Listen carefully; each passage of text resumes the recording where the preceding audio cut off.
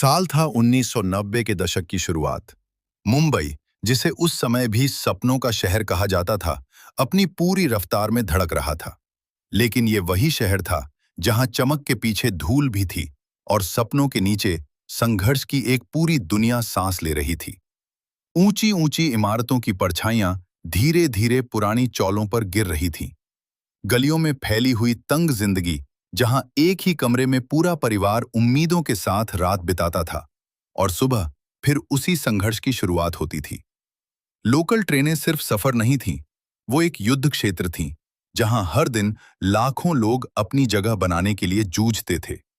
और फिर आया 1991 का समय, जब भारत की अर्थव्यवस्था बदलने लगी। उदारीकरण की हवा मुंबई तक पहुंची और शहर अचानक एक नए सपने में जाग उठा। विदेशी कंपनियां आने लगीं, नए मॉल, नए ऑफिस, नई नौकरियां।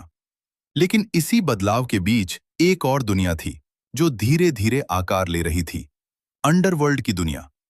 मुंबई की गलियों में उस समय एक नाम धीरे धीरे गूंजने लगा था। ऐसा नाम जो व्यापार से ज्यादा डर से जुड़ने लगा था। वसूली, गैंगवार और सत्ता के पीछे छिपी हुई काली परछाइयां। शहर की रातें अब सिर्फ रोशनी से नहीं, बल्कि डर से भी चमकने लगी थीं। लेकिन कहानी सिर्फ अंधेरे की नहीं थी। उसी समय बॉलीवुड अपनी सबसे सुनहरी रफ्तार पकड़ रहा था। फिल्मी स्टूडियोज में कैमरे घूम रहे थे और पर्दे पर ऐसे सपने बन रहे थे जिन्हें देखने के लिए देश का हर कोना मुंबई की तरफ खिंच रहा था। एक तरफ संघर्ष था, दूसरी तरफ ग्लैमर, और इन दोनों के बीच मुंबई सांस ले रहा था। सड़कों पर टैक्सी ड्राइवर, फेरी वाले, मजदूर और ऑफिस जाने वाले लोग, हर कोई किसी न किसी उम्मीद को लेकर भाग रहा था। बारिश के दिनों में जब शहर पानी में डूब जाता था, तब भी लोकल ट्रेनें रुकती नहीं थीं। भीगी हुई भीड़, भीगी हुई सड़कें, और फिर भी रुकता नहीं था ये शहर, जैसे हर बूंद में भी एक सपना छिपा हो। लेकिन फिर आया वो समय, जब शहर की हवा अचानक भारी हो गई। 1992 और 1993। मुंबई ने ऐसी आग देखी जिसने सिर्फ इमारतें नहीं, बल्कि दिलों को भी झुलसा दिया। दंगों की वो रातें, जब गलियों में सिर्फ डर था और हर आवाज शक बन गई थी।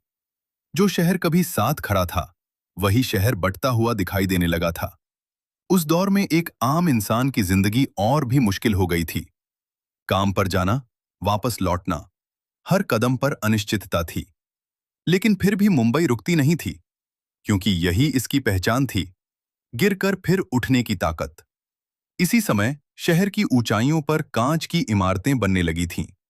पुराने गिरते हुए मिल क्षेत्र धीरे धीरे खाली हो रहे थे। कपड़ा मिलों की मशीनें, जो कभी दिन रात चलती थीं, अब खामोश हो रही थीं। उन मशीनों की आवाज के साथ हजारों मजदूरों की जिंदगी भी बदल रही थी। लेकिन इसी खाली जगह में नए सपने जन्म ले रहे थे। आईटी, बैंकिंग और कॉरपोरेट दुनिया का विस्तार शुरू हो चुका था। एक नया मुंबई बन रहा था, जो पुराने मुंबई पर धीरे धीरे हावी हो रहा था। और फिर फिल्मी दुनिया में भी एक बदलाव आया।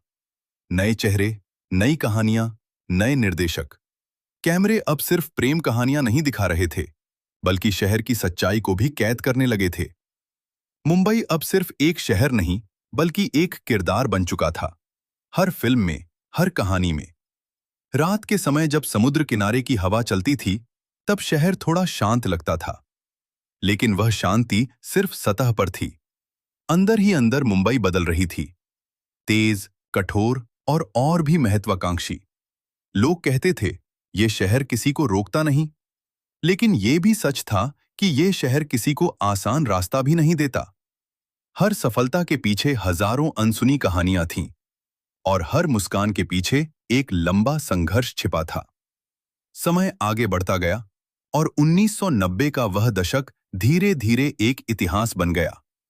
लेकिन उसकी छाप आज भी मुंबई की हर सड़क में, हर लोकल ट्रेन की भीड़ में और हर ऊंची इमारत की नींव में महसूस की जा सकती है।